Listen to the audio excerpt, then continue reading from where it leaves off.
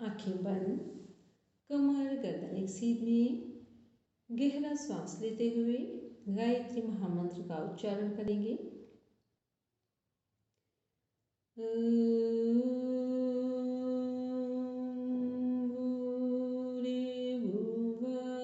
स्वाहा तत्सवितुर्वरेण्यं भर्गो देवस्य धीमहि धियो यो नः प्रचोदयात्। Now rub your palm, touch your eyes, then open your eyes. चलिए सभी लोग बैठेंगे।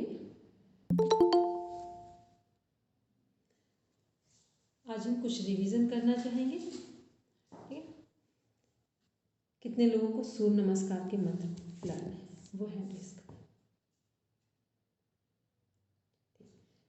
कितने लोगों को पोजीशन के अकॉर्डिंग सूर्य नमस्कार के मंत्र लाने हैं, कि कोई भी हम पोजीशन बोले और आप मंत्र बोल दें।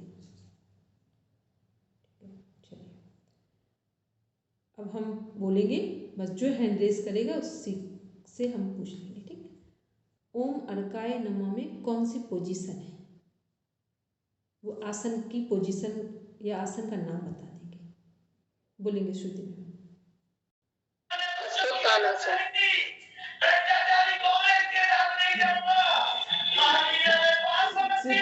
बहुत तेज आवाज आ रही है।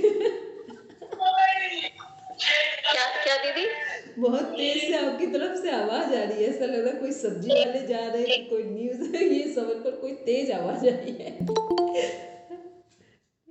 चलिए अच्छा, अब आते हैं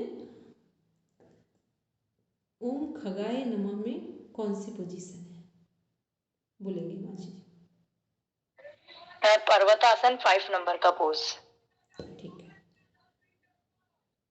अश्व संचालन जो 4th नंबर पे है उसमें मंत्र कौन सा है, बोलेंगे लाजवंती बा। ओम भानुवे नमः। ठीक है, ओम मित्राय नमः में कौन सी पोजीशन है,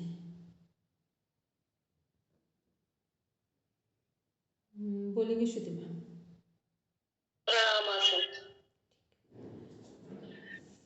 ओम भास्कराय नमः में कौन सी पोजीशन है, बोलेंगे हिमांशी जी। प्रणाम आसन। ठीक है, चलिए 12th नंबर का। चलिए ठीक है, अब आते हैं हम लोग नेक्स्ट देखते हैं इसी में स्थूल शरीर, सूक्ष्म शरीर और कारण शरीर। स्थूल शरीर, सूक्ष्म शरीर और कारण शरीर, इसमें प्राणायाम कैसे प्रभाव डालता है, प्राणायाम का क्या रोल है जो हमारे स्थूल, सूक्ष्म और कारण तीनों को प्रभावित कर दे या तीनों पर एक पॉजिटिव इम्पैक्ट दिखाई दे।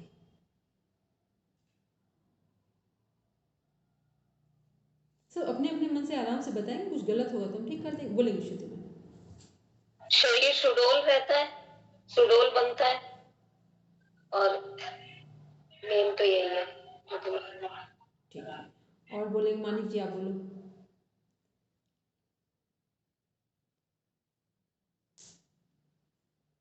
हेलो मानिक जी, मेरी आवाज आ रही है?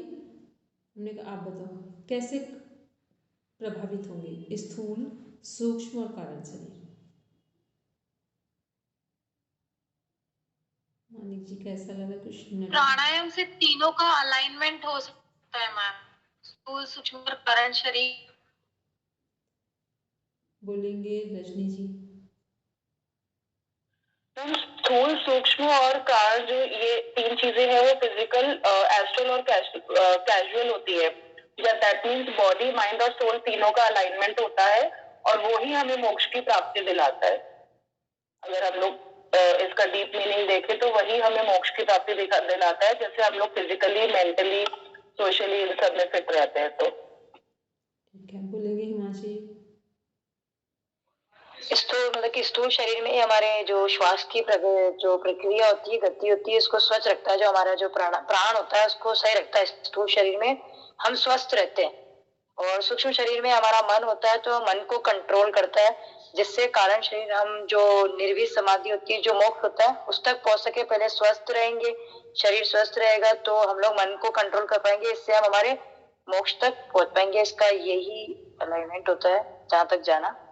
बोलेंगे श्रुति मैम। शारीरिक, मानसिक और आध्यात्मिक उन्नति होती है।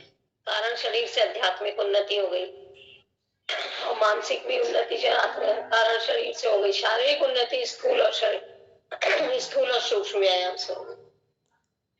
देखो, मेरा क्वेश्चन था, हमने कहा था सभी से कि जो हमारा स्थूल शरीर, सूक्ष्म और कारण, तीनों शरीर पर प्राणायाम कैसे इफेक्ट डालता है। हमने ये नहीं पूछा था कि रिजल्ट नहीं पूछे थे, हमने कहा था इफेक्ट कैसे डालता है। देखो, कुछ वर्ड्स होते हैं क्वेश्चन वर्ड, क्या, क्यों, कैसे, कब, कहाँ, सबके मीनिंग अलग होते हैं, है ना, सबके मीनिंग अलग होते हैं। हमने कहा था कैसे डालता है। कैसे का मीन्स हो गया कि फंक्शन कैसे कर रहा है।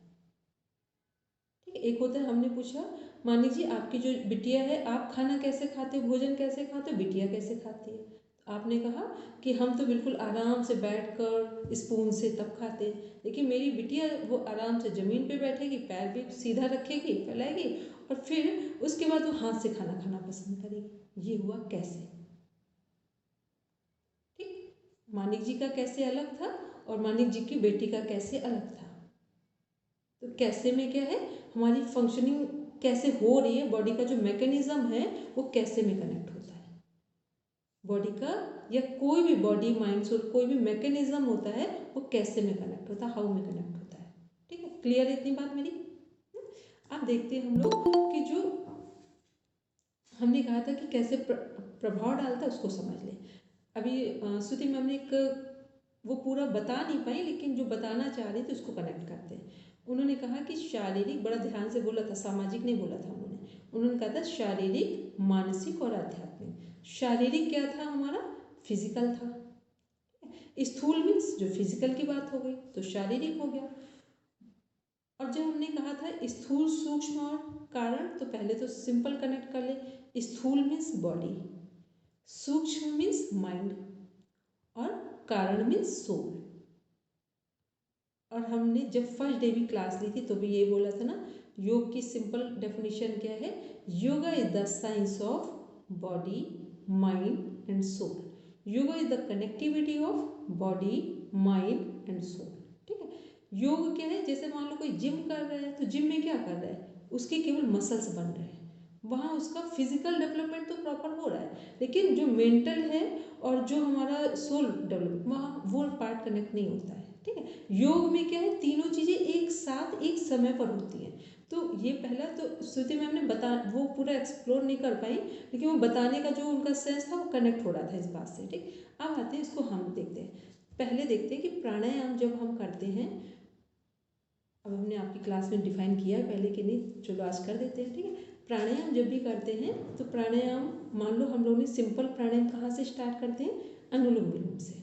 ठीक है, एक होता है डीप ब्रीदिंग कर रहे हैं, जैसे सुबह करते हैं, वो डीप ब्रीदिंग इसलिए करवा रहे हैं ताकि आपको बिना किसी एफर्ट के भी श्वास लेना और छोड़ना सीख जाएं, और जिसके माध्यम से आपका प्राणायाम एक तरह से धारणा का विषय बनेगा और धारणा से फिर वो मेडिटेशन में कन्वर्ट होगा। पहले प्राणायाम कंसंट्रेशन और फिर कंसंट्रेशन से मेडिटेशन में कन्वर्ट होगा जाकर, तो इसलिए आराम से ऐसे करवा रहे थे। तो क्या है कि जब हम लोग अनुलोम विलोम प्राणायाम या जो भी प्राणायाम करते हैं, अनुलोम विलोम को सबसे पहले ले लेते हैं। अनुलोम विलोम नाड़ी शोधन में अंतर क्या है, अनुलोम विलोम सिंपल जब श्वास को होल्ड नहीं करते हैं तो वो अनुलोम विलोम है, जब श्वास को होल्ड करते हैं तो वही हमारा नाड़ी शोधन है, सभी लोग को पता है। ठीक है, देखो ये क्लास ऐसी है, नहीं पता हो ना तो ऐसा नहीं सोचना कि हमें नहीं पता है तो हम नहीं पूछें, आप 10 बार पूछोगे तो भी बता देंगे 10 बार। ठीक है, बस कॉन्सेप्ट क्लियर करके जाना। तो हम लोग बात कर रहे थे कि कैसे कैसे पूछा था हमने, प्रभाव डालता है। तो जब हम लोग लेफ्ट नोस्ट्रिल से श्वास लेते हैं, हमारा जो ब्रेन है वो दो पार्ट में डिवाइड है, लेफ्ट ब्रेन और राइट ब्रेन। ठीक, तो जब हम लेफ्ट नॉस्ट्रिल से सांस लेते हैं, और दूसरा क्या है कि लेफ्ट ब्रेन का इम्पैक्ट किस पर आता, मतलब लेफ्ट ब्रेन किसको एक्टिवेट करने में सपोर्ट करता है, राइट ब्रेन को, और राइट लेफ्ट को करता है। ठीक, लेफ्ट राइट को सपोर्ट करता है और राइट लेफ्ट को सपोर्ट करता है। तो जब हम लेफ्ट नॉस्ट्रिल से सांस लेते हैं तो हमारा लेफ्ट ब्रेन एक्टिवेट हो रहा है, सपोर्ट किसको मिल रहा है, राइट को। जब राइट से सांस लेते हैं तो राइट ब्रेन एक्टिवेट हो रहा है, सपोर्ट किसको मिल रहा है, लेफ्ट को। ये इतना प्रॉपर हमने मैकेनिज्म समझाया है कि आप बड़े से बड़े रिसर्च, कभी आपको पेपर पब्लिश करने हो, वर्कशॉप अटेंड करनी हो, वहाँ पर ये कॉन्सेप्ट डिज़ाइन किए जाते हैं। ठीक है, तो ये क्या है, ये प्रॉपर कैसे का मैकेनिज्म था कि जो हमने श्वास लिया है, तो जब पूछा जाता है कि प्राणायाम कहाँ इफेक्ट करता है, कैसे करता है, तो प्राणायाम हमारे एनाटॉमी फिजियोलॉजी के टर्म में ब्रेन के दोनों साइड को एक्टिवेट करता है। लेफ्ट ब्रेन किससे कनेक्ट होता है, हमारे जितने भी कूल माइंड से किए जाने वाले कार्य हैं वो सब लेफ्ट ब्रेन से होते हैं। ठीक, मान लो हमें कोई अच्छा डिसीजन लेना है, कोई बड़ा काम करना है, किस ब्रेन से लेंगे, लेफ्ट से। ठीक, पढ़ाई करनी है, लेफ्ट से। ठीक, मेडिटेशन करना है, left brain means left nostril activate होगा तो पढ़ाई। पूजा पाठ करना है, लेफ्ट नॉस्ट्रिल एक्टिवेट होगा, लेफ्ट ब्रेन। ठीक, मतलब शांति से किए जाने वाले सभी कार्य हमारे लेफ्ट ब्रेन के एक्टिवेशन से होते हैं। और जितने हमारे फिजिकल लेवल पर काम करने होते हैं, जिस पर हमारी फिजिकल बॉडी भी एक्टिवेट दिखाई देनी चाहिए, ठीक है, वो सब काम किससे, मान लो हमें घर का काम करना है, किसी व्यक्ति को शादी में अब वो बाहरी व्यवस्थाएं देखनी है, तो पहले व्यवस्था का पहला सेटअप लेफ्ट ब्रेन से होगा। जब हम लोग पूरा एक सिस्टम बनाते हैं तो किससे बनाएंगे, लेफ्ट ब्रेन से। फिर जब बॉडी के एक्टिवेशन को, बॉडी को जब एक्टिवेट करके, क्योंकि अब शादी में तो कोई ऐसा तो है नहीं कि एक चेयर में बैठ के काम करेंगे, ठीक है, वहाँ तो हमें दौड़ना है, क्योंकि लिस्ट तो पहले ही बन गई है जो काम होना है। अब उसको पूरा करने के लिए हमें फिजिकल एनर्जी चाहिए, तो वो कौन सा ब्रेन एक्टिवेट होगा, राइट ब्रेन। ठीक, जितने भी सैनिक यदि युद्ध के मैदान में हैं तो कब युद्ध लड़ेंगे, जब राइट ब्रेन एक्टिवेट होगा। ठीक है, जब भी कोई व्यक्ति डांस कर रहा होगा, कौन सा ब्रेन एक्टिवेट होगा, राइट ब्रेन एक्टिवेट होगा। ठीक, मतलब क्लियर हो हमारा माइंड कि क्या काम करने जा रहे हैं। तो जब हम लोग अनुलोम विलोम प्राणायाम, नाड़ी शोधन प्राणायाम करते हैं तो ये हमारे दोनों ब्रेन को एक्टिवेट करता है। तो जिस समय हमें शांति की ज़रूरत है उस समय लेफ्ट ब्रेन काम करेगा, जिस समय फिजिकल एनर्जी की ज़रूरत है उस समय फिर राइट ब्रेन काम करेगा। अब जो हमारा ये दोनों ब्रेन में जब एक बैलेंस डेवलप होगा, एक संतुलन विकसित होगा, तब हम क्या बोलेंगे कि हमारे शरीर, मन और आत्मा तीनों में एक संतुलन है और तीनों एक डायरेक्शन में काम कर रहे हैं। ठीक, तो ये डायरेक्शन कहाँ से आया है, जो मन है, हमारा माइंड है, वो किससे प्रभावित होता है, हमारी प्राण ऊर्जा से। अभी मान लो कोई व्यक्ति बहुत जल्दी जल्दी बात करता हो, कभी आपने ध्यान दिया, जो लोग बहुत जल्दी जल्दी बात करते हैं वो कभी भी अपनी बात पर स्टे नहीं करते। दोबारा बोले इस लाइन को, जो लोग बहुत फास्ट बातचीत करते हैं, बिना कोई पॉज लिए हुए बात कर रहे हैं, तो आप समझ लेना इनकी बातों पर भरोसा नहीं किया जा सकता है। और जो लोग आराम से धैर्यपूर्वक बातचीत कर रहे हैं, आप समझ लेना इनकी बात पर भरोसा किया जा सकता है। ठीक, तो ये क्या है कि ये चीज़ें कब आती हैं, ये सभी चीज़ें जब हमारे दोनों ब्रेन के बीच में एक संतुलन होता है। और जो मन है, हमारा माइंड है, वो किससे प्रभावित होता है, जितना आप डीप ब्रीदिंग करते हैं उतना माइंड आपका स्टेबल होना शुरू होता है। और जितना आप थ्रोट ब्रीदिंग तक कर रहे हैं, चेस्ट ब्रीदिंग कर रहे हैं, आप देखना आपका माइंड स्टेबल मोड में नहीं होगा। आप थोड़ी देर बाद, अभी मान लो कोई आपने डिसीजन लिया कि हमको नेट इसी फर्स्ट टाइम में ही नेट क्वालिफाइड होना है, और आपके घर में कोई समस्या आ गई, फिर आप क्या कहेंगे, अब इस बार नहीं अगली बार करेंगे। और यही आप डीप ब्रीदिंग कर रहे होंगे तो आपकी समस्या नहीं, आपका हाथ पैर में भी फ्रैक्चर हो जाए तो भी आप सोचेंगे अब हमने सोचा है तो करेंगे इसी बार। ठीक, ये कब होता है, जब हम डीप ब्रीदिंग करते हैं, प्राणायाम नेवल ब्रीदिंग कर रहे होते हैं, प्राणायाम करते समय श्वास को नाभि तक ले जाते हैं, दोनों ब्रेन को एक्टिवेट करते हैं, तो ये क्या करता है, ये हमारे माइंड को संतुलित करता है। माइंड का मीन्स हो गया जो ब्रेन से कनेक्ट है, ब्रेन के दोनों पार्ट को संतुलित करता है, लेफ्ट और राइट को, और लेफ्ट और राइट में जब संतुलन आता है तो ही हमारी बॉडी एक डायरेक्शन में होगी, माइंड भी एक डायरेक्शन में होगा और सोल भी एक डायरेक्शन में होगा। ठीक, भोजन अच्छा खाते हैं इससे शरीर स्वस्थ नहीं होता है, मानसिक ऊर्जा कैसी लेते हैं भोजन करते समय, उसका प्रभाव शरीर पर पड़ता है। कोई भी बीमारी शरीर से ठीक नहीं होती है दवाओं से, आपके मन पर उसका प्रभाव कैसा है, उससे बीमारी रोग ठीक होता है। ठीक है, अदरवाइज आपका कोई छोटा सा भी रोग हो और आप दिन रात केवल इसी पर आ जाएं कि हमारा शरीर बीमार है, ठीक होगा कि नहीं होगा, नहीं होगा। और लोग बड़े बड़े कैंसर से भी 4 स्टेजेस के बाहर आ जाते हैं। ठीक है, इसका मतलब है कि उनका जो मन वाली एनर्जी है वो प्राणों के साथ बहुत गहराई से जुड़ गई है, जिसके कारण दोनों ब्रेन संतुलित है, और दोनों ब्रेन संतुलित होने के कारण हमारा शरीर भी एक डायरेक्शन में है, माइंड भी एक डायरेक्शन में है और सोल भी एक डायरेक्शन में है। ठीक, समझ आ गया? आप जिसको नहीं आया हो अपने शब्दों में पूछ लें, फिर हम लोग दूसरी बात करेंगे। सबको समझ में आ गया? इतनी जल्दी आ गया, इतनी जल्दी तो हमें भी नहीं आया था। बोले गुमानी जी। मैम आपने बहुत अच्छे तरीके से समझाया कि मतलब बहुत अच्छे तरीके से इतना नॉलेज दिया है, इतना हम लोग को तो पता भी नहीं था, मतलब अभी जाके पता चल रहा है कि साइंस भी रिलेटेड है योगा से। बहुत अच्छे से समझ में आ गया मैम। बहुत अच्छा। ठीक है, क्योंकि देखो योग क्या है, कंप्लीट एक साइंस है। ठीक है, और योग का साइंस कैसा है, जिसमें हमारा साइंस भी है, फिलॉसफी भी है और साइकोलॉजी भी है।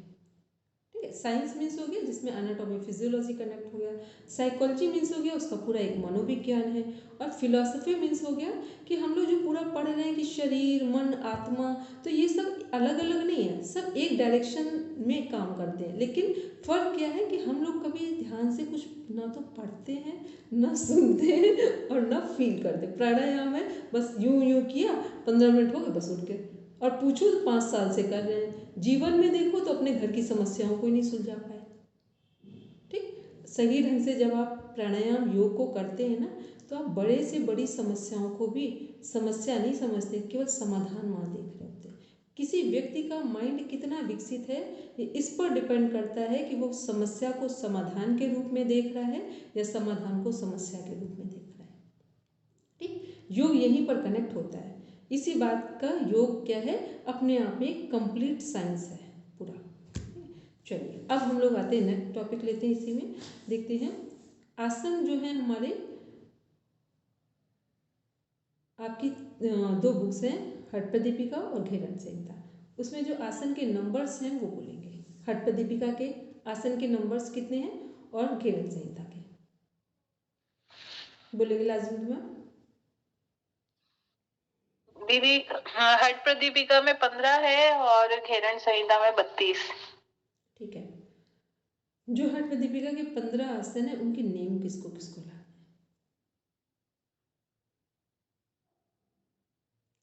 सब ध्यान में डूब गए। थोड़े थोड़े याद है, बोल सकते हैं। हाँ देखो, पहले एक बताएंगे, जो हमारे आसन का वर्गीकरण है, डिवीजन है, वो कितने पार्ट्स में है? 3। Very good. कौन कौन से, कौन कौन से बोलेंगे हिमांशी जी? ध्यानात्मक, शिथिलात्मक और वो संवर्धनात्मक, मतलब वो हिंदी वर्ड याद नहीं आता है, संवर्धनात्मक। जब संवर्धनात्मक हिंदी वर्ड ना याद रहे तो बोलेंगे शरीर से संबंधित। ठीक, हमने कई बार बोला जिसको संवर्धनात्मक याद ना रहे वो सब क्या बोलेंगे, शरीर से संबंधित। ठीक है, तो पहला क्या है हमारा, शरीर संवर्धनात्मक आसन, फिर ध्यानात्मक और फिर विश्रामात्मक। ठीक है, भारती जी बोलेंगे जो हमारे ध्यानात्मक आसन हैं वो कौन कौन से हैं?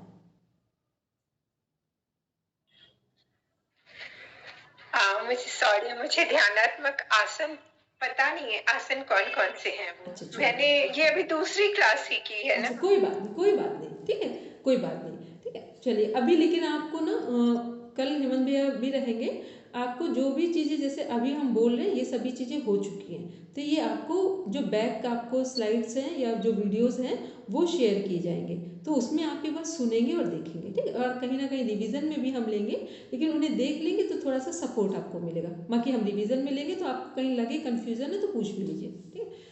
ठीक है, जरूर। आपने बहुत अच्छे से समझाया, बिल्कुल मर्ज हो गया। चलिए बहुत Thank अच्छा you. ठीक है, चलिए बोलेंगे ममता जी, जो हमारे ध्यानात्मक आसन है वो कौन कौन से हैं?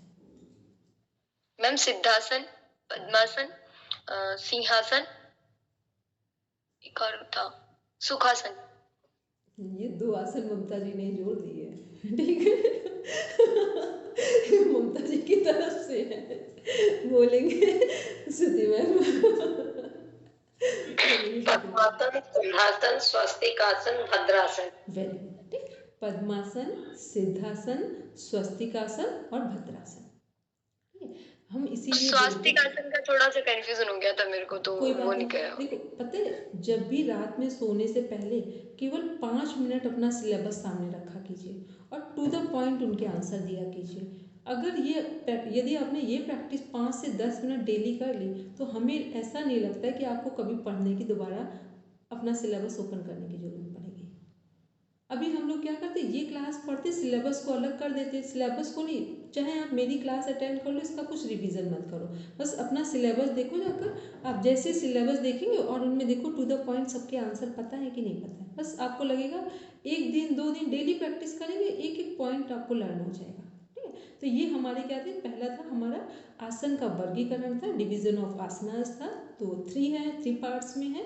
फर्स्ट है हमारा शरीर संवर्धनात्मक आसन, मीन्स बॉडी से रिलेटेड जिनका इम्पैक्ट बॉडी पर आता है। फिर ध्यानात्मक मेडिटेशन पोस्चर है, वो 4 हैं, there are 4 types of meditation posture. फिर लास्ट 1 है विश्रामात्मक आसन, मीन्स जिसमें हम रिलैक्सेशन करते हैं, रिलैक्स होते हैं, वो है हमारा एक। तो अब हम लोग देखते हैं कि पहले हमने 4 ध्यानात्मक आसन देखे, फिर एक विश्रामात्मक आसन कौन सा है जिसमें रेस्ट करते हैं, शवासन है, अकॉर्डिंग टू रेफरेंस बुक, ठीक। तो 5 आसन ये हो गए हमारे। अब आते हैं, अब हम लोग देखते हैं जो 15 आसन है, अब केवल 10 आसन बचे हैं, 5 अलग हो गए, ठीक है। अब 10 आसन को देखते हैं, अब सब कोशिश करेंगे पूरा ध्यानपूर्वक कि कौन कौन से आसन आपको याद है, आप बोलेंगे, फिर हम जहाँ नहीं होगा तो हम बता देंगे,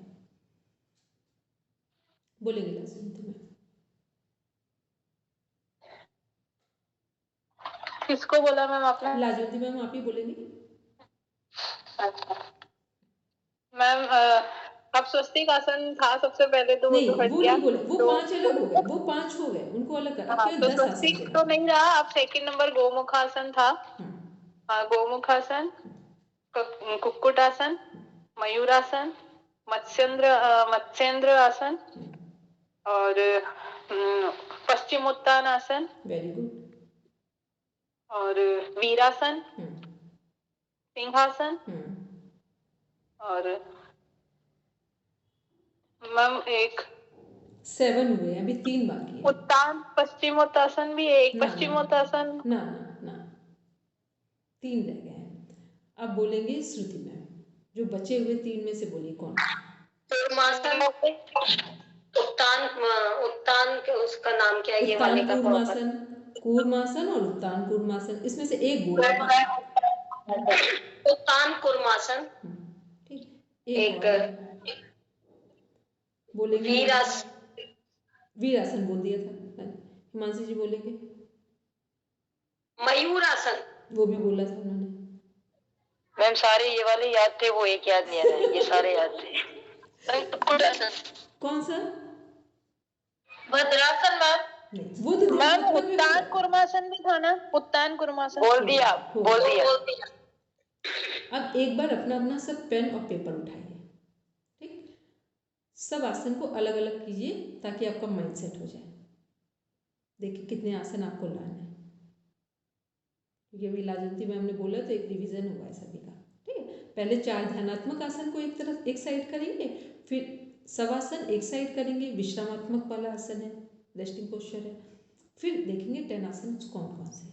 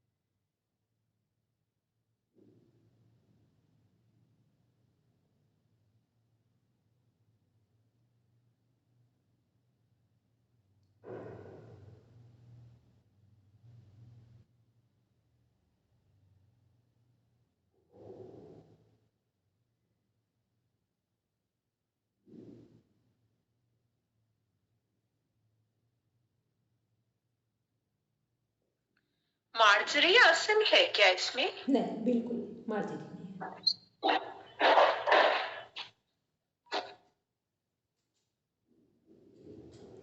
अब जिनके 10 हो रहे हों वो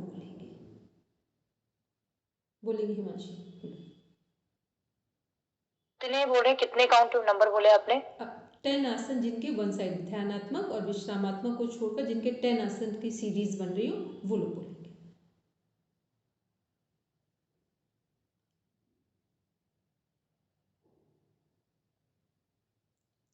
श्रुति मैम बोलिए। कूर्मासन, वीरासन, कुक्कटासन, मयूरासन, उत्तान कूर्मासन, मयूरासन, हस्तोत्तानासन। हस्तोत्थान नहीं है। धनुरासन है कि नहीं है? हाँ, धनुरासन। अब वही सबका सभी बोले। हाँ, अब देखेंगे सिंहासन है, ठीक है। अब बोलेंगे ये मानिक जी बोलेंगे। गोमुखासन, वीरासन, कुक्कुटासन, कूर्मासन, उत्तान कूर्मासन, पश्चिमोत्तानासन, धनुरासन, मयूरासन आणि मत्स्येंद्रासन और सिंहासन। सिंहासन, ठीक है। चलिए, तो ये क्या था? ये हमारी एक सीरीज थी आसन की। किससे संबंधित? कैटेगरीज हमने देखा कितनी है। आसन को 3 पार्ट्स में डिवाइड किया गया है। फिर हमने शरीर संवर्धनात्मक आसन जो शरीर से संबंधित वो 10 हैं, 4 ध्यान से संबंधित है, 1 विश्राम से संबंधित है, ठीक है। एक तो ये हो गया। 32 आसनास किस में डिफाइन किए गए हैं? हमारे घेरन संहिता में, ठीक है। अब देखते हैं जब हम लोग नॉर्मल आसन करते हैं तो आसन के 4 कैटेगरीज हैं। कौन कौन से हैं हमारे? Standing posture, sitting posture, prone posture और सुपाइन पोस्चर। सुपाइन में जो स्पाइन से संबंधित है, बैक साइड, ठीक है। ये 4 हमारे होते हैं जब हम नॉर्मल बातचीत करते हैं या जब भी प्रैक्टिकल क्लासेस लेते हैं तो वहाँ पर हम लोग ये बताते हैं, ठीक। तो दोनों में ध्यान रखेंगे। जब प्रॉपर डिवीजन पूछा जाएगा अकॉर्डिंग टू टेक्स्ट बुक तो 3 डिवीजन है, ठीक है। और जब हम लोग सिंपल बात करेंगे कभी भी प्रैक्टिकल क्लासेस ले रहे होंगे वहाँ 4 डिवीजन है, ठीक। ये कंफ्यूज नहीं होंगे, ठीक। अब देखते हैं जरा आसन की एक साइकोलॉजी देखते हैं क्या है। सब सीधे बैठेंगे, ठीक। देखो, केवल हमें आसन से किसी की पर्सनालिटी को जज करना हो कि व्यक्ति कैसा है, ठीक है। कुछ लोग शायद जानते भी, हम हमेशा बताते हैं इन चीज़ों को कि जो हमारी आसन की साइकोलॉजी है वो क्या है कि जब कोई व्यक्ति आगे झुकने वाले आसन को, जैसे जस्ट लाइक अ पश्चिमोत्तानासन, उसको दोनों साइड एल्बोज भी रख ले मैट पर और पूरा बैंड हो जाए, हेड नी टच हो जाए, बिल्कुल आसानी से वो कर रहा है आसन जो मेल फीमेल है। तो ये क्या हो गया? इसका मीन्स है कि ये व्यक्ति जो भी आसन परफॉर्म कर रहा है, ये इसका जो आसन है वो आगे झुकने वाले आसन को बिल्कुल सही परफॉर्म कर रहा है। लेकिन यही पर्सन पीछे झुकने वाले आसन में कंफर्ट जोन में नहीं है, ठीक है। पीछे झुकने वाले में कंफर्ट जोन में नहीं है। तो जो लोग आगे झुकने वाले आसन को ठीक ढंग से परफॉर्म करते हैं विदाउट एनी स्ट्रेस, जब परफॉर्म कर रहे होते हैं, इट मीन्स कि ये सब इंट्रोवर्ट पर्सनालिटी है, ठीक है, अंतर्मुखी व्यक्तित्व है। मीन्स ये लोग सोचते बहुत अच्छा है, बहुत ऊंचा सोचते हैं, लेकिन कई बार अपनी बात पब्लिकली शेयर नहीं कर पाते, एक्सप्लोर नहीं कर पाते अपने आप को, ठीक है। ये आसन की फिजियोलॉजी और साइकोलॉजी है। फिजियोलॉजी मीन्स कितना वो डाउन हुआ, बेंड कर पाया, ये फिजियोलॉजी था, ठीक है। साइकोलॉजी मीन्स हुआ उसका नेचर जो है वो कैसा है। अब इसको सेकंड स्टेप देखते हैं इसी में कि जब कोई व्यक्ति, जो भी मेल फीमेल जो परफॉर्म कर रहे हैं, वो यदि पीछे झुकने वाले आसन को पूरा प्रॉपर परफॉर्म कर पा रहे हैं, जैसे धनुरासन, भुजंगासन पूरा कर ले रहे हैं, सिर और पैर एक दूसरे में टच कर ले रहे हैं, तो ये क्या है।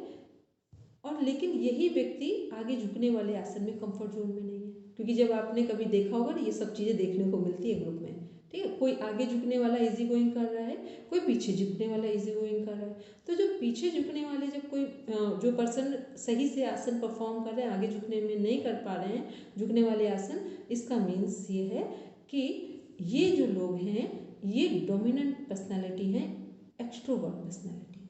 मीन्स इनके पास सामान मैटर भले ही कम हो, लेकिन ये जब अपने आप को प्रेजेंट करेंगे तो फिर बहुत अच्छा करेंगे, ठीक। मतलब ये अपनी बात को शेयर करेंगे पब्लिक में या कहीं पर भी अपने व्यूज़ रखेंगे, वो बहुत क्लियर होंगे और बहुत इफेक्टिव मोड में अपने व्यूज़ को शेयर करेंगे। ये हो गए एक्सट्रोवर्ट पर्सनैलिटी। अब देखते हैं, अब ये हमने क्या देखा, इंट्रोवर्ट भी देख लिया, एक्सट्रोवर्ट भी देख लिया। अब इस योग हमें क्या सपोर्ट करता है, अकॉर्डिंग टू योग क्या होना चाहिए कि हमारी पर्सनैलिटी बैलेंस होनी चाहिए। प्राणायाम क्या करता है, हमारे दोनों ब्रेन के बीच में बैलेंस बिठाता है। तो दोनों ब्रेन का बैलेंस किस पे बिठा रहा है, बॉडी पर भी, सोल पे भी। तो प्राणायाम जब हम बोलते हैं ना कि चेन सिस्टम में 20 मिनट्स जब कोई व्यक्ति नेवल ब्रीदिंग करता है, तब 3 to 6 मंथ में उसकी पर्सनालिटी चेंज होने लगती है पॉजिटिव मैनर में। ठीक है, ऐसे नहीं होता कि आपने 2 मिनट ये भी किया, 5 मिनट ये भी किया, ये कुछ नहीं होता। एक चेन सिस्टम में जब सर्कल बनता है तब ये रिजल्ट आते हैं। तो ऐसे ही जो अब हम आसन को देखें कि आसन में क्या हो, कि हम देखें कि बैलेंस पर्सनैलिटी है कोई पर्सन, तो वहाँ क्या होता है कि जब कोई व्यक्ति आगे झुकने वाले आसन का भी फाइनल पोस्चर ले ले, पोजीशन ले ले, और पीछे झुकने वाले की भी पोजीशन ले ले, इसको बोलते हैं बैलेंस पर्सनैलिटी। ठीक, तो आपको किसी व्यक्ति का व्यक्तित्व तो ऐसे ही जज करना हो बिना उसके हॉरोस्कोप के, तो जज कर सकते हैं। ठीक है, आपको कुछ ना पता हो तब भी आप जज कर लेंगे कि ये व्यक्ति क्या कर सकता है, क्या नहीं कर सकता है। तो ये क्या है कि अब योग करने से हमारा क्या होता है कि डेली हम नियमित प्राणायाम भी कर रहे हैं और सही तरीके से आसन कर रहे हैं, तो हमारे आसन में दोनों साइड से बैलेंस आ जाएगा, आगे भी झुकने वाले में भी और पीछे भी। इसका मीन्स क्या होगा, इसीलिए जो लोग लगातार योग करते हैं उनकी पर्सनालिटी में चेंजेस दिखाई देते हैं, और जो केवल आज ये किया कल वो किया, उनकी पर्सनालिटी में कोई चेंजेस नहीं आते हैं। तो जो भी करें, इसलिए कहा जाता है कि हम जो करने जा रहे हैं उसका साइंस पूरा पता हो, उसकी साइकोलॉजी पूरी पता हो, तब करेंगे तो लगेगा कि इसका रिजल्ट दिखाई दे रहा है। अदरवाइज लोग कहेंगे 5 साल से करें, बीमार भी है, लड़ाई भी हो रही है। ठीक है, तो ये तभी होगा जब हमने चीज़ों को सही से ही नहीं समझा है। ठीक है, तो समझे कि ये आसन की क्या थी, हमारी फिजियोलॉजी के साथ साइकोलॉजी थी कि कैसे हम according to asana we can जज एनीबॉडीज कैरेक्टर। चलिए बोलेंगे बातें में। वो जो छोटे बच्चे होते हैं वो तो सब कुछ फ्रंट बेंड या बैक बेंड सब बहुत सहजता से कर लेते हैं, तो इसको हम कैसे डिफाइन कर सकते हैं? तो छोटे बच्चों को कभी देखा है कि आप उनको जितना भी डांट दीजिए और एक चॉकलेट दीजिए, एक टॉफी दीजिए, बस आंसू बह रहे हैं और उसके बाद वो चॉकलेट खाकर सब बातें भूल गए। छोटे तो बच्चे मीन्स छोटे बच्चे हमेशा संतुलित रहते हैं? छोटे बच्चे संतुलित नहीं, छोटे बच्चे प्रेजेंट में रहते हैं। क्लियर मेरी बात? छोटे बच्चे प्रेजेंट में जीते हैं, उनको ये अभी आपने जो बात मुझे हमें बताई ना कि संतुलन क्रिएट होता है फ्रंट बेंड और बैक बेंड में, तो बच्चे तो बहुत सहजता से कर लेते हैं, तो दैट मीन्स उनकी पर्सनैलिटी संतुलित है। बिल्कुल संतुलित, इसीलिए बोला जाता है कि जो भी आपको बच्चों में चेंजेस लाने हो वो उनके बचपन में ही ले आए, क्योंकि जो जितना छोटा बच्चा होता है उतना ही उसके जो सेंसेस होते हैं वो हाई होते हैं। हम लोग अभी क्या सोचते हैं कि बच्चे छोटे हैं, कुछ नहीं सोचते हैं, अरे बड़े हो जाएंगे तब ध्यान रखें, अभी तो सब चलता है। आपको पता है जो एक 2 महीने का भी बच्चा है वो भी आपके शोर से या आपकी आँखों के एक्सप्रेशन से वो उसका जो हार्ट है वो उसका पंपिंग रेट बढ़ता और घटता है। 5 साल के बच्चे में, जन्म से लेकर 5 साल के बच्चे में 100% परिवर्तन किया जा सकता है, जो उसके भाग्य में भी ना हो उसे भी परिवर्तित किया जा सकता है। फिर 6 साल से 8 साल के बच्चों में 70 से 80% परिवर्तन किया जा सकता है। 9 साल से 12 साल के बच्चों में, 9 से 12 के जो बच्चे हैं, इनमें जो चेंजेस वाला जो रेट है उनके बदलाव में, ट्रांसफॉर्मेशन में, तो वो क्या है, वो 50% आ जाता है। बस उसके बाद जो टीन एजर्स है या टीन एज है 13 to 19, यहाँ पे एक ये ऐसी स्टेज है जिसे कहेंगे जीवन का सबसे पीक पॉइंट है, जिसमें व्यक्ति या तो बनेगा या तो बिगड़ेगा। ठीक, तो यहाँ पे पेरेंट्स और टीचर्स यदि एज अ फ्रेंड टैकल कर रहे हैं बच्चों को, तब तो यहाँ पे भी कुछ संभावनाएं हैं। अदरवाइज यहाँ की संभावनाएं या तो यस में होंगी या तो नो में होंगी। दूसरी बात, जो टीन एज का टाइम है, यहाँ पर यदि आपने एज अ फ्रेंड ट्रीट नहीं किया बच्चों को, टीचर्स ने या पेरेंट्स ने, तो इसका इम्पैक्ट, मान लो कोई व्यक्ति 90 ईयर्स ओल्ड है, तो वो 90 ईयर्स ओल्ड में भी वो वही होगा जो उसका जीवन टीन एज में डिसाइड हुआ था। चाहे उसका कैरेक्टर हो, चाहे उसका गोल अचीव करना हो अपनी जॉब से रिलेटेड, अपने करियर से, अपने स्पाउस से, किसी से भी कनेक्ट करेंगे, ठीक है। तो सारे सुधार की संभावना बस टीन एज के बाद खत्म हो जाती है। फिर उसके बाद की जो सुधार की संभावना है वो केवल जो सद्गुरु और शिष्य का रिलेशन अगर कहीं है डेडिकेशन वाला, तो वहाँ हो सकता है, अन्यथा नहीं हो सकता है, ठीक है। तो ये क्या है, ये एक हमने सिंपल सी बातें बताई जो कि जिस पर हम ऑलरेडी काम कर चुके हैं, ठीक है। तो हमने उसके आधार पर ये चीज़ें बताई। तो ये क्या है कि जो भी हम लोग योग कर रहे हैं, तो बच्चों में क्या है कि बच्चों को यदि आप कुछ कराते हैं तो बच्चे तुरंत ग्रेस्प करते हैं और उनको बहुत टाइम नहीं लगता है। आप बड़े लोगों को सिखाएं, उनको टाइम लगता है, वो 20 दिन के बाद भी भूल जाएंगे चीज़ें, ठीक है। 20 दिन क्या, 2 साल उन्हें समझाओ तब भी हो सकता है वो ना ग्रेस्प करें। अब बच्चे को आप 2 दिन बताओ, और आप बस, बच्चों में क्या दिक्कत है ना, बच्चों को जैसे आज आपने कहा कि सच बोलना है, 5 दिन से स्टोरी सुना रहे थे सच बोलना है, उसके बाद किसी दिन आपका मन नहीं हुआ, कोई फ़ोन आ रहा है, अपने बच्चों से कह दो कि हम नहीं है घर पे। अब बच्चा बहुत कंफ्यूज हो जाता है। ये बच्चे, फिर आपको लग रहा है कि बच्चे को कुछ असर नहीं पड़ा, बच्चों को पूरा असर पड़ गया है, ठीक है। तो यहाँ ध्यान रखना है। अभी उससे तो अच्छा ये ही ना बोलो कि सच बोलना है, लेकिन सच भी बोलना है और झूठ भी बोलना आप ही सिखा रहे हैं बच्चों को। तो ये क्या है, आपको लग रहा है कि बच्चा मेरा छोटा है, इसको ये तो भूल गया है, बच्चा कुछ नहीं भूलता है, ठीक है। तो ये ध्यान रखना है कि जो बोल रहे हैं, और बच्चा क्या करता है, आपके बोलने से ज़्यादा आपको देख कर सीखता है।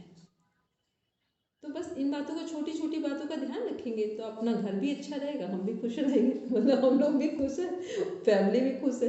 क्योंकि फैमिली वाले लोग यही देखते हैं कि फीमेल लोग जो कुछ कर रही है इससे उनके जीवन में परिवर्तन दिख रहा है कि नहीं दिख रहा है, और वो नहीं दिख रहा है तो उनको लगता है इनका योग भी बेकार है, इनकी जॉब भी बेकार है, इन्हें कुछ आता ही नहीं, ठीक है। तो इसलिए अपनी चीज़ों को, हम ही लोगों को प्रोटेक्शन देना सभी के लिए यूजफुल है। चलिए अब हम लोग आते हैं नेक्स्ट पॉइंट पर, देखते हैं जो प्राणायाम है हमारा हठ प्रदीपिका में और घेरण संहिता में, इनका नंबर्स क्या है, कितने प्राणायाम है? मैम दोनों में 8-8 है। वेरी गुड, ठीक है। अब जो दोनों में 8-8 है, किसको, जो हठ प्रदीपिका के प्राणायाम नंबर से लर्न है वो हैंड रेज करें।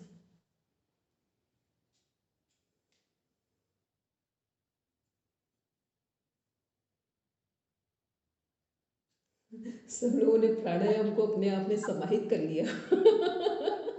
किसका नाम बोलो? प्रणाम हेमंत भैया। हेलो हेमंत भैया, आवाज आ रही है?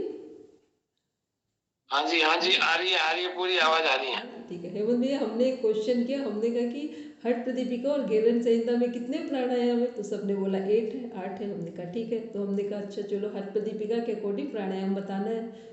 तो अभी श्रुति मैम का अभी हाथ ऊपर हैंड रेज हुआ है, उससे पहले किसी का हुआ नहीं, तो हमने कहा लगता है सुबह की क्लास जो प्राणायाम की कर रहे हैं उसमें सभी प्राणायाम समाहित हो गए हैं।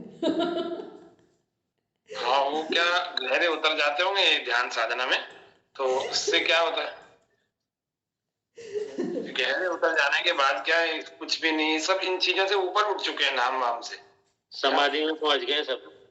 हाँ, वो यही समस्या ये आ रही है। लेकिन अब क्या है, जो परीक्षा को आप देने वाले हो ना, उसमें समाधि वाले लोगों की जरूरत नहीं है। वहाँ शब्द ही पूछे जाएंगे और शब्दों में ही बताना पड़ेगा। वो समस्या ये है कि वो फिर नहीं, तो फिर डायरेक्ट आप फिर परीक्षा ही मत दो, सीधी समाधि लगाओ, मेरे साथ चलो, हिमालय में छोड़ता हुआ चलूंगा। और मैं जा ही रहा हूँ आज हरिद्वार, तो आज क्या, सॉरी 11 तारीख को जा ही रहा हूँ, जिसको चलना आ जाओ। थोड़े दिन में हफ्ता भर हिमालय की उस ऊंची स्थान पर छोड़ देता हूँ, सर्दियां वहीं रहो है? और उसके बाद फिर रनिंग में लेने आ जाएंगे। देखेंगे फिर तो वापस ही नहीं मिलेंगे, सर्दी वहां रहे तो। ज्यादा ही भावुक हो गए, सच्ची में थोड़ा छोड़ रहा हूँ। नहीं सच्ची में नहीं, और सच्ची में कौन चलेगा, आप में से कोई नहीं चलने वाला, सच्ची में कौन चलेगा बताओ, देखिए एक बात बताते हैं हंसने की। एक बार हम लोग यूनिवर्सिटी में जब पीएचडी का पढ़ रहे थे तो वहाँ पर आर्ट ऑफ लिविंग की क्लास हो रही थी। तो क्या हो रहा था कि उस क्लास में जैसे अभी हम लोग बात कर रहे हैं तो बहुत अच्छी बातें भी हो रही है और कुछ हम लोगों की क्लासेस से भी संबंधित। आर्ट ऑफ लिविंग का मीन्स है how to live art life, कैसे जीवन जिए, इस पर क्लास थी चल रही थी। तो एक बार क्वेश्चन डिमांड किया गया कि जिनके जिनके क्वेश्चन हो वो पूछ लें। तो कम से कम काफ़ी लोगों के एक जैसे क्वेश्चन हैं। उन्होंने कहा कि ये जो क्लास है ये इतनी अच्छी क्लास लगती है कि इससे अच्छी हमें कोई क्लास नहीं है। इस क्लास को तो चाहे डेली चले, इसको कभी हम मिस नहीं कर सकते हैं। और लेकिन जो डेली वाली क्लासेस हम पढ़ते हैं वो क्लास ऐसा लगता है कि आज छोड़ दें, कल छोड़ दें, पता नहीं क्यों। तो जो क्लास ले रहे थे सब, उन्होंने बोला ये इसलिए है क्योंकि जो ये आत्मज्ञान ब्रह्म ज्ञान की जब बातें सुनते हैं आत्मा परमात्मा की या जीवन को अच्छा बनाने की, तो इनका पेपर नहीं होता है। तो इसलिए ये क्लासेस इंटरेस्टिंग लगती हैं। जिनका एग्जाम होना है वो क्लासेस कई बार हमें बोरिंग लगती है। प्रश्नोत्तर वाली कक्षा रखी होगी है ना? अच्छा, तभी मजा आ रहा है, सबके चेहरे खिले हुए हैं। बढ़िया। सर्दी वाली है ना, ये बढ़िया है। तो इनकी हफ्ते 15 दिन में कक्षा ऐसी रखी देनी चाहिए कि सवाल खूब पूछो और खूब जवाब देंगे आपको। नहीं इसमें क्या वो बोलेंगे मुझे? एक से पूछ रहा था, मैंने कहा भाई मैं सवाल पूछ रहा हूँ जवाब दो। दे ही नहीं। एक बार पूछा, 2 बार पूछा, 3 बार पूछा। मैंने कहा जवाब क्यों नहीं दे रहे? आता नहीं? कि बोले आता तो है। तो मैं कहा बता क्यों नहीं रहे, जवाब क्यों नहीं दे रहे? बोले हमारे संस्कार है, हम बड़ों को जवाब नहीं देते हैं।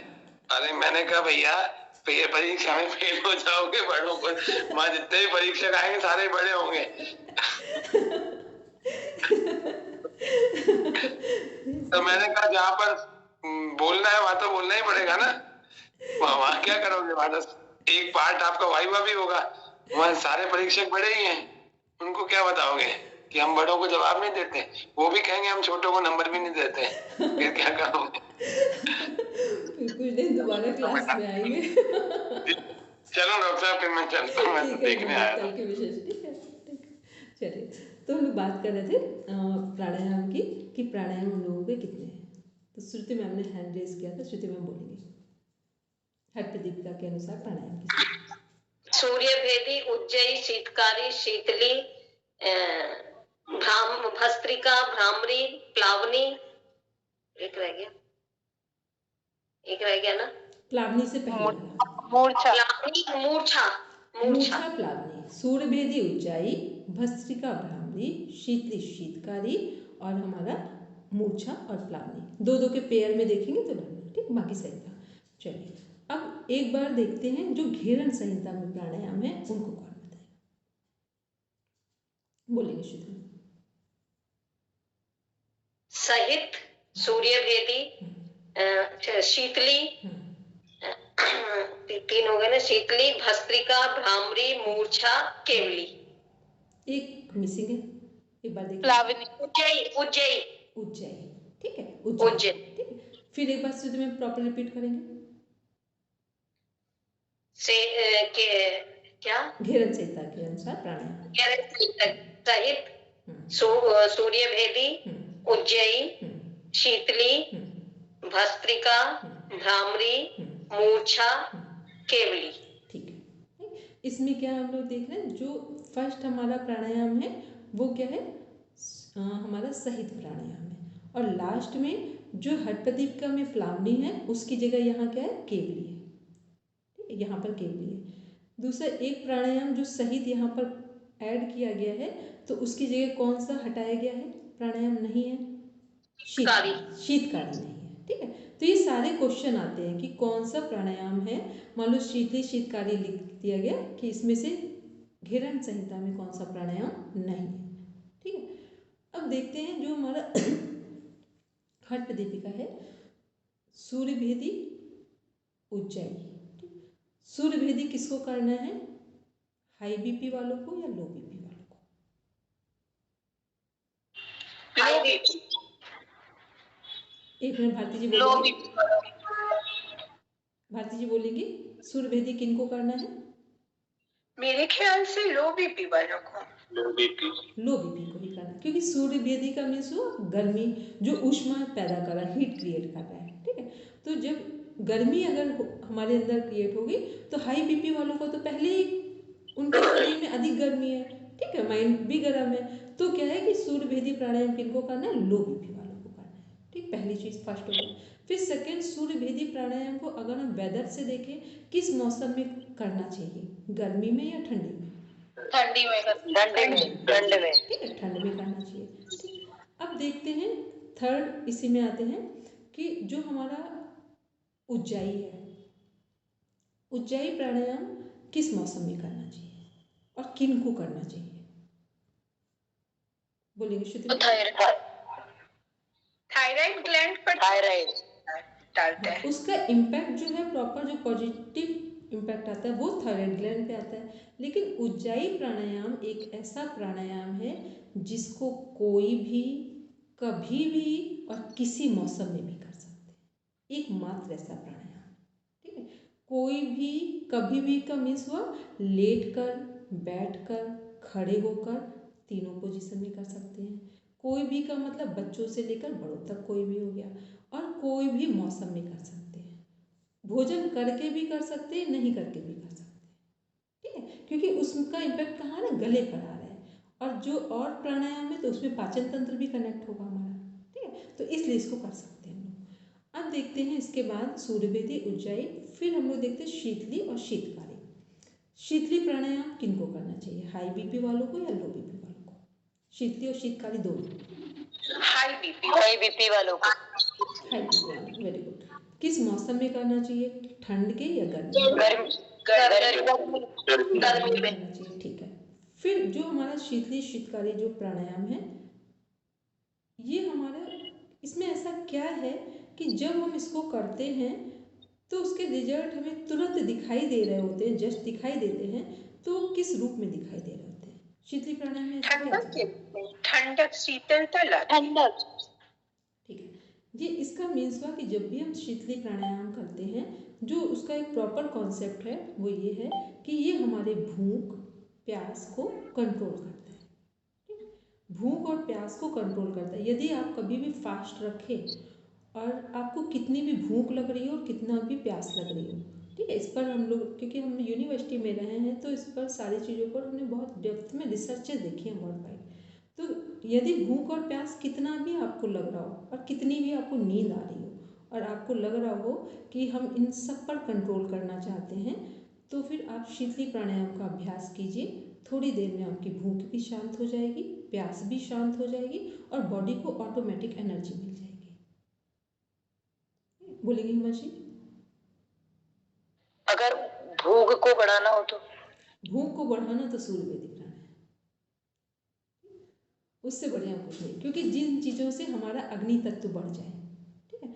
जैसे हम लोग सूर्य नमस्कार करते हैं, सूर्य नमस्कार को यदि कोई 12 राउंड पूरा सिस्टम से कर ले तो आपको लगेगा कि अब भोजन को मुंह से नहीं लेंगे, मुख से, अब पेट का कुछ एक कटिंग करें इसकी, उसके अंदर भोजन को डाले जाकर, ठीक है। क्योंकि अग्नि तत्व जितना तेज बढ़ता है फिर हम भोजन का फिर इंतजार नहीं कर सकते हैं, ठीक है। तो भूख बढ़ानी होती है, कर सकते हैं।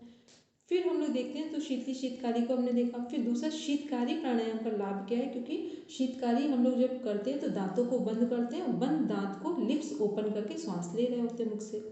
तो इसमें क्या है कि जितना हमारा दांतों से संबंधित जितनी भी समस्याएं हैं, कितनी भी पुरानी आपकी समस्या हो, चाहे वो जेनेटिक ही क्यों ना हो, आपकी सारी समस्याएं विद इन 15 to 20 डेज में खत्म हो जाएगी, किसी भी टाइप की प्रॉब्लम क्यों ना हो, ठीक है। तो ये क्या है, शीतकारी का लाभ है। दूसरा, आपका ब्रेन बिल्कुल शांत रहेगा, क्योंकि शीतकारी का मतलब है ठंडक पैदा करना हमारे माइंड में और बॉडी में। एसिडिटी की जिनको प्रॉब्लम है, सभी चीज़ें काम, मतलब जो भी चीज़ें हमारे शरीर में हीट बढ़ने से प्रॉब्लम आती हैं उन सबको कंट्रोल करता है शीतली और शीतकारी प्राणायाम। फिर देखते हैं इसके बाद हम लोग भस्त्रिका और भ्रामरी। भस्त्रिका प्राणायाम जो है ये सबसे टफ प्राणायाम है, मतलब सामान्य लोगों के लिए सबसे टफ प्राणायाम है। इसलिए जितने लोग यहाँ पर हैं उनको बता देते हैं, बाकी जो लोग हमसे पढ़ते हैं उनको हम स्पेशली एडवाइस करते हैं स्पेसिफिक वे में कि भस्त्रिका प्राणायाम ना तो करें और ना तो पब्लिक में करवाएं, ना खुद करें और ना कभी पब्लिक में करवाएं, ठीक है। उसका जो लाभ से ज़्यादा उसमें हानियाँ हैं।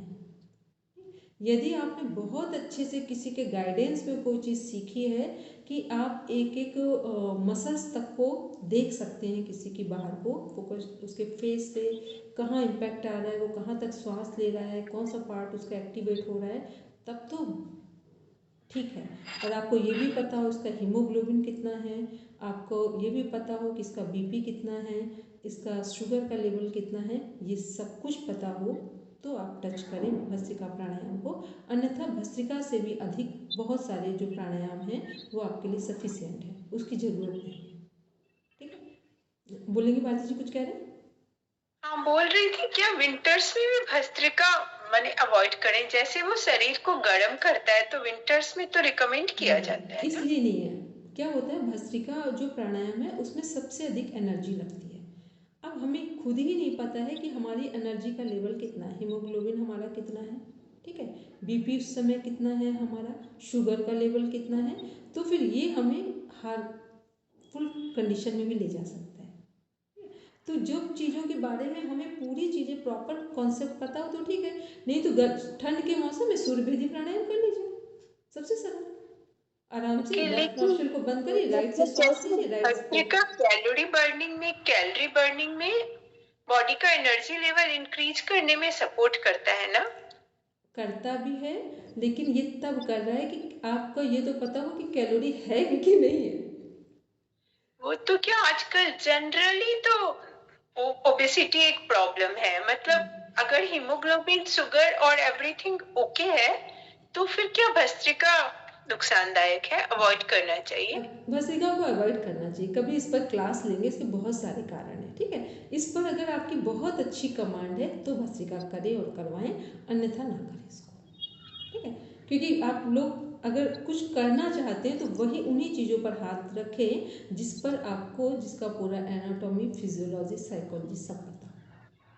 अन्यथा क्या होगा, जैसे होता है ना, लोग जा रहे हैं कुछ भी करवाने लगे, कभी लाभ हो गया कभी हानि हो गई, उन्हें पता ही नहीं कि लाभ किस वजह से हुआ था और हानि किस वजह से हुई है।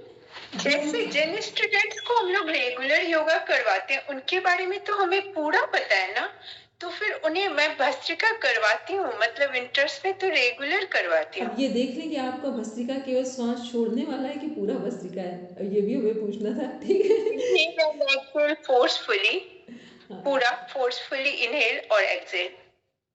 आप देख लीजिए, लेकिन जो मेरी अपनी सलाह है वो बोल रहे हैं कि भस्त्रिका को चूज ना करें, ठीक है। बस सिंपल से ऐसे एक आप कपालभाति की तरह यूज़ कर रहे हैं तो कोई बात नहीं है, ठीक है। और कपालभाति पर भी आपको बोले 5 मिनट से अधिक कपालभाति नहीं करनी है। यदि करनी है तो 5 मिनट के बाद भी एक अनुलोम विलोम या नाड़ी शोधन प्राणायाम का एक पॉज लेंगे। यदि ऐसा नहीं कर रहे हैं तो आप जिन मसल्स के लिए, जिनको स्ट्रॉन्ग करने के लिए, लंग्स के लिए जो आप कपालभाति कर रहे हैं, वो मसल्स ही आपके लिए प्रॉब्लम बन जाएंगी जाकर, उन पर फिर उनका बैड इम्पैक्ट आने लगता है, ठीक है।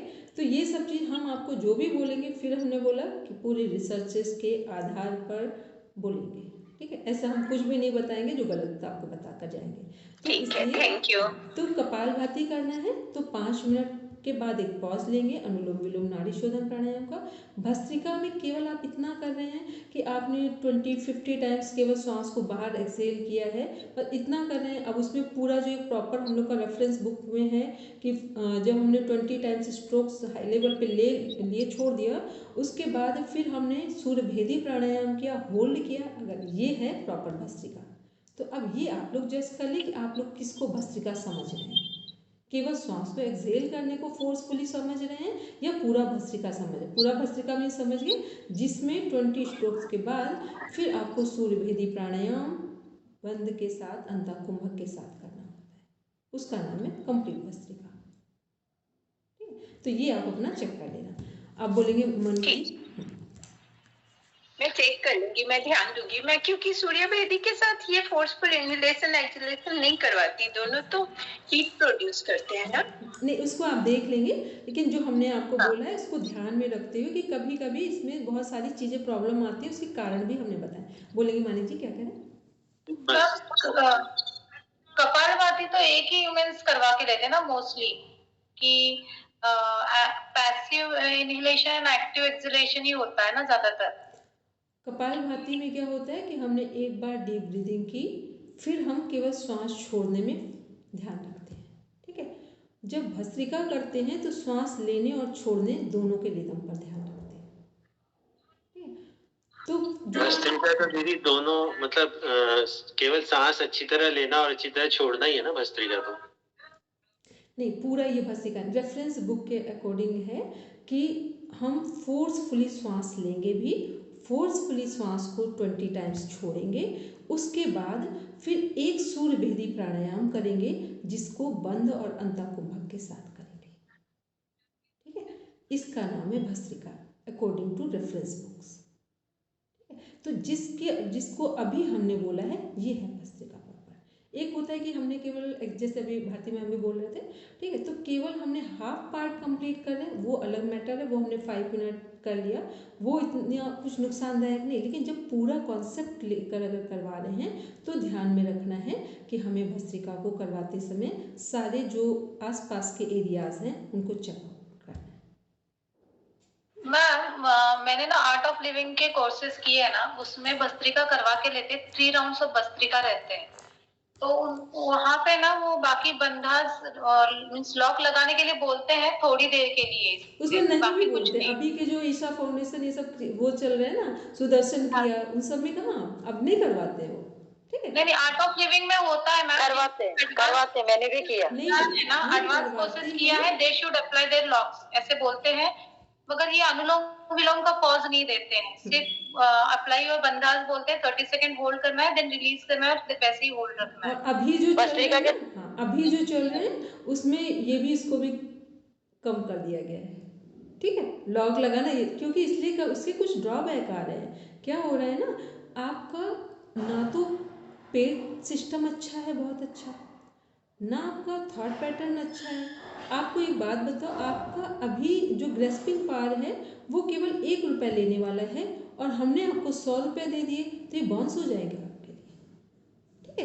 ये कारण है और कोई कारण, एक स्टेप बाय स्टेप ले जाते हैं तब ये चीज़ें फ्रूटफुल होंगी। और सडन आपको लगेगा वहाँ से लोग निकल कर आते हैं, फिर बहुत सारे प्रॉब्लम में भी चले जाते हैं। क्योंकि मान लो हम एकदम से गए कहीं पर, आखिर आप एमए करेंगे तो उसके लिए कहीं एक प्लेटफॉर्म नीचे से तो जा रहे होंगे ऊपर, ठीक है। तो जो लोग पहले से प्रैक्टिस करते हैं, वो सुदर्शन किया, ये सब जाते हैं या वहाँ कर रहे हैं, तो उन्हें प्रॉब्लम नहीं आएगी। लेकिन जो बिगनर्स होते हैं वहाँ पर ये प्रॉब्लम्स आती हैं। तो हमने क्या बोला, पब्लिकली लोग नए भी होते हैं और प्रैक्टिसनर्स भी होते हैं, तो जब पब्लिक में जाएं तो वो चीज़ें करवानी हैं जिससे ओवरऑल एक पॉजिटिव इम्पैक्ट आता हुआ दिखे, ठीक है। सफल टीचर वो होते हैं जो एक कॉम को साधारण चीज़ों से कनेक्ट कर लीजिए।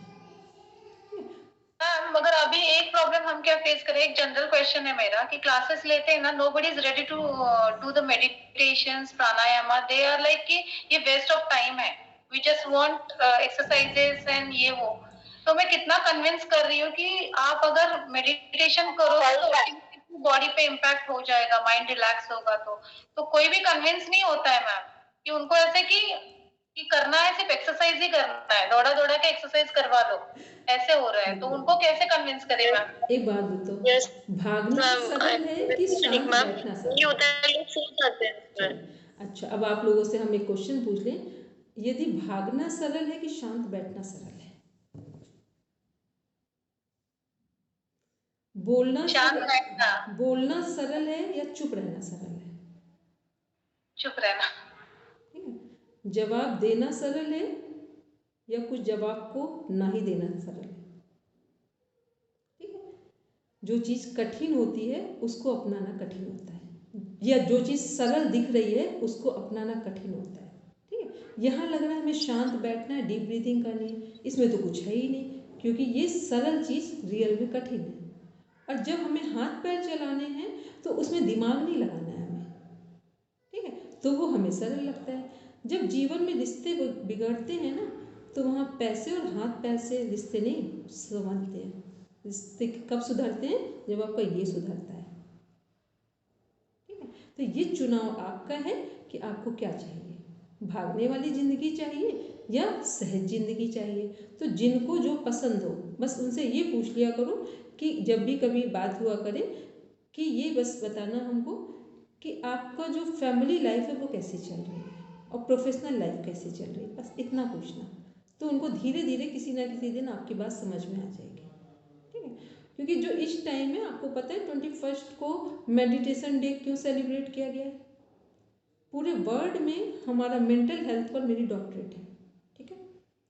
पूरे वर्ल्ड का जो डाटा है वो ये है, 4 में से 1 व्यक्ति नहीं, छोटे छोटे बच्चे भी मेंटल हेल्थ के शिकार हो गए, ठीक है।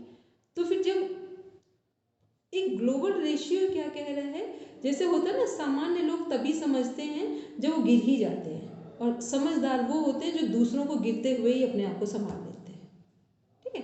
तो इसलिए इन बातों से बहुत प्रभावित नहीं होना, धीरे धीरे चीज़ें लोगों को समझ में आ रही हैं और आने भी लगेंगी। पहले कोविड के पहले तो लोग योग नहीं करना चाहते थे, कोविड के बाद योग करने लगे, अभी दूसरा कोविड आएगा तो मेडिटेशन करने लगेंगे, ठीक है। तो इसलिए कोई दिक्कत नहीं, जो जो कर रहे हैं अपनी बात सहजता में रखें। दूसरा क्या है, जितना जितना आप कॉन्सेंट्रेट होते हैं, शांत होते हैं, उतना ही सामने वाला व्यक्ति आपकी बात को स्वीकार करता है। ये भी एक बड़ा इम्पैक्ट फैक्टर है, ठीक। जितना हम डेप्थ में होते हैं उतना ही सामने वाला हमें एक्सेप्ट करता है। तो बस इसलिए मगर मैम अभी प्रॉब्लम कैसे होती है ना, 34-35 एज के बीच की जो लेडीज होती है, 35 to 40 के बीच की, सब वैसा क्राउड है मेरे पास। तो इवन उनको बोला ना कि आंखें बंद करके आप 2 मिनट ऐसे ही बैठ जाइए, श्वास पे ध्यान दीजिए, means their eyes are blinking, means इतना भी फोकस नहीं है और उनको करना भी नहीं है वो। कोई बात नहीं, आप परेशान नहीं, अभी उनको जो करना उतना ही करा दीजिए, ठीक है। फिर वो होता है ना, तो जब जिसकी जैसी ज़रूरत होती है, वो हम लोगों ने सुना ना, आवश्यकता आविष्कार की जननी है, ठीक है। तो जब ज़रूरत होगी ना तो वो अपने आप आ जाएंगे, ठीक। लेकिन ये ध्यान रखिए कि आप आधे घंटे मेडिटेशन या प्राणायाम कर रहे हैं कि नहीं, ठीक। आपके ऊपर डिपेंड करेगा कि सामने वाला आपकी बात सुनेगा कि नहीं, ठीक। जो काम आप नहीं कर रहे होंगे वो आप रात दिन दूसरों से कहेंगे तो भी वो नहीं सुनेगा, ठीक है। तो जो चीज़ें आपके जीवन का हिस्सा है वही दूसरों के जीवन में प्रभाव डाल सकती हैं, ठीक है। चलो, अब हम लोग के 3 मिनट ज़्यादा हो गए, अधिक हो गए, तो हम लोग सब शांति पाठ के लिए बैठेंगे। और सबको एक रिक्वेस्ट है मेरी और एडवाइस भी है कि अपना सिलेबस सामने रखकर टू द पॉइंट आंसर देंगे, ठीक। चलिए सब बैठेंगे शांति पाठ के लिए।